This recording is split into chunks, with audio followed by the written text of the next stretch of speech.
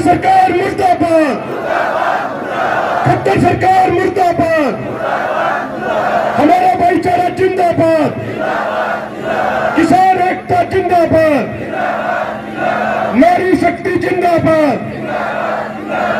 स्रोत हमारे बहुत ही प्रिय भाई अभिमन्यु कोहार। बहुत बहुत धन्यवाद भाई अनीश खटखट जी का। मंच पे बैठे हुए मान सम्मान के योग्य तमाम किसान नेतागण, तमाम खापों के प्रधान, खटखड़ टोल कमेटी के प्रधान आदरणीय सतवीर जी, और मेरे सामने बैठी हुई हमारी मातृशक्ति, हमारे नौजवान, हमारे बड़े बुजुर्ग, सबसे पहले आप सबको हाथ जोड़ के और सर झुका के राम राम। साथियों, आदरणीय सतवीर पहलवान जी को और पूरी खटखड़ टोल कमेटी को मैं सबसे पहले बधाई देना चाहता हूं। आप सबको मैं बधाई देना चाहता हूं। पहली बधाई इसलिए कि इतनी बड़ी पंचायत आपने करके सरकार को दिखा दिया कि ये किसान ना तो थका है, ना ये किसान झुका है। जब भी जरूरत पड़ेगी हजारों लाखों की संख्या में ये किसान दोबारा से सड़कों पे आ जाएगा। दूसरी बधाई इसलिए, और उस बात को बताने से पहले एक बात कहना चाहता हूं। आपकी खटखड़ टोल कमेटी की कार्यशैली देख के मैं आपको यह कहना चाहता हूं कि जींद के भाइयों, आपका नेतृत्व जो खटखड़ टोल कमेटी कर रही है, इस खटखड़ टोल कमेटी के मजबूत हाथ हैं, बहुत बढ़िया तरीके से आपका नेतृत्व कर रहे हैं, और आप सबका नेतृत्व सुरक्षित हाथों में है। आप तन मन धन से इनका सहयोग करते रहिए, ये हमेशा आपको मजबूती से आगे बढ़ाते रहेंगे। साथियों, 3-4 दिन पहले जब अनीश भाई से बात हुई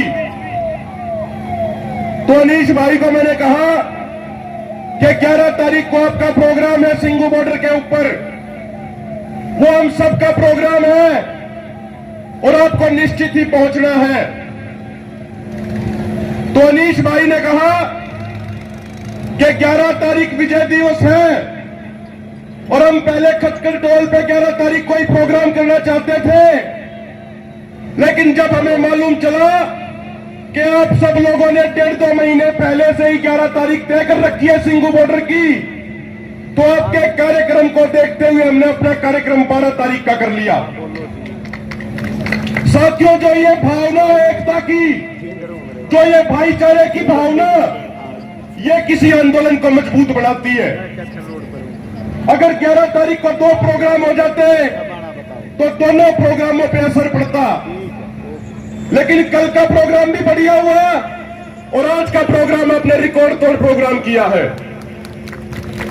मैं तमाम संगठनों से हाथ जोड़ के ये रिक्वेस्ट विनती करना चाहता हूं, हो सकता है हमारी पॉलिसियों में थोड़ा थोड़ा फर्क हो, लेकिन यदि कभी कोई एक साथी प्रोग्राम दे दे तो उसके खिलाफ में या उसके पैरेलल में कोई दूसरा प्रोग्राम ना दे, और जिस साथी ने प्रोग्राम दिया पहले उसको मजबूत करने का कार्य करे। तरीका अलग अलग हो सकता है, लेकिन मंजिल सबकी एक है। और मैं एक अंतिम बात कहना चाहता हूं साथियों, जो वर्तमान सरकार है हमारे देश में और हमारे प्रदेश में, यह सरकार बदले की भावना के तहत आपके साथ कार्रवाई कर रही है। सारे भाई ध्यान से सुनना कि 19 नवंबर 2021 को इस सरकार ने मजबूर होकर आपकी शक्ति के सामने घुटने तो टेक दिए, लेकिन उसके बाद लगातार आपके खिलाफ फैसले लेती जा रही है। साथियों, फरवरी 2019 में एक किसान सम्मान निधि योजना शुरू करी प्रधानमंत्री ने, जिसमें कहा कि किसानों को 6-6 हजार रुपए हर साल दिए जाएंगे। फरवरी 2019 में पूरे देश में 11 करोड़ 84 लाख किसानों को 6-6 हजार रुपए दिए गए, लेकिन जब से आपने पिछले साल आंदोलन जीता, वो किसानों की संख्या लगातार घटाती चली गई सरकार, और जो आखिरी किस्त हमारे किसानों को मिली वो मात्र 3 करोड़ 87 लाख किसानों को दी गई। एक तो बड़े बड़े कॉर्पोरेट घरानों का लाखों करोड़ रुपए का कर्जा एनपीए कर दिया जाता है, लेकिन दूसरी तरफ अगर फसल खराब होने के कारण हमारा भाई अगर 50,000 रुपए कर्जा ना चुका पाए तो उसका पोस्टर सड़कों पे चिपका के उसको बदनाम किया जाता है। भाइयों बहनों, मेरे किसान साथियों, मेरी मातृशक्ति, एक बात कहना चाहता हूं, एमएसपी हमारे लिए बहुत जरूरी है, फसल के मुआवजे की लड़ाई बहुत जरूरी है, लेकिन ये लड़ाई जब लड़ पाएंगे जब हमारी जमीन हमारे पास रहेगी। एक रिटायर्ड अधिकारी ने बताया कि अगले 7 से 8 सालों में सरकार हरियाणा में 140 बड़े रोड निकालेगी, इंडस्ट्रियल कॉरिडोर के लिए हजारों एकड़ जमीन एक्वायर करी जाएगी और किसानों को जमीन की कीमत न मिले, इसीलिए हरियाणा सरकार ने पिछले साल विधानसभा में कानून पास कर दिया। पहले 2013 का कानून कहता था कि यदि किसी किसान की जमीन लेनी है तो कलेक्टर रेट से 4 गुना से भी अधिक मुआवजा देना पड़ेगा किसानों को। लेकिन अब हरियाणा सरकार ने कानून बना दिया कि जिले का अधिकारी यानी डीसी, डीआरओ और मुख्यमंत्री कार्यालय के अधिकारी बैठ के आपकी जमीन की कीमत तय करेंगे। कहीं 1.5 गुना दे रहे, कहीं 2.25 गुना दे रहे।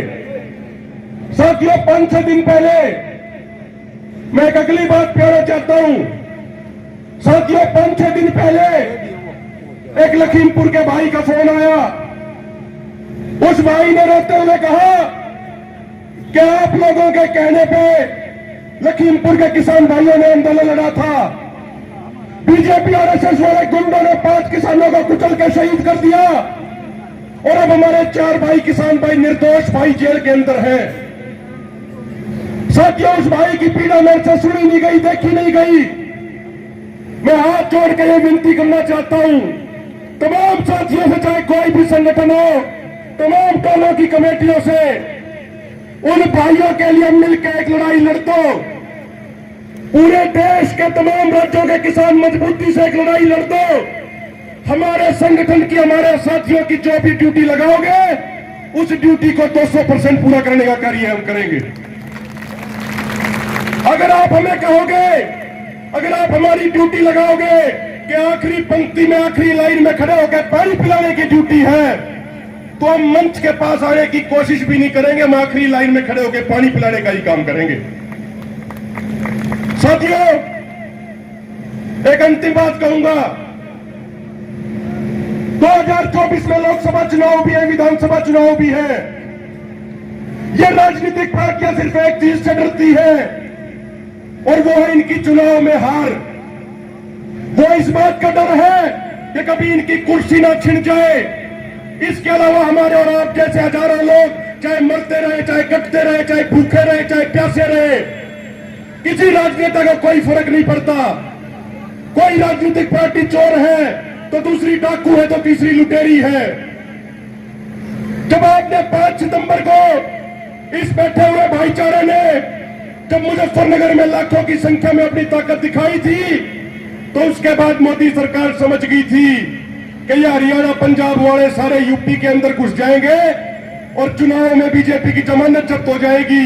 इसीलिए तीनों कानून सरकार ने उल्टे लिए। मैं आपसे निवेदन करना चाहता हूं कि साल 2023 को आंदोलन का साल बना दो।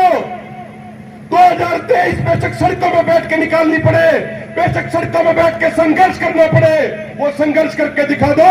2024 के चुनाव से पहले जो चाहोगे, जैसा चाहोगे, ये सरकार आपके पैरों में पड़ के आपकी बातें पूरी करेगी।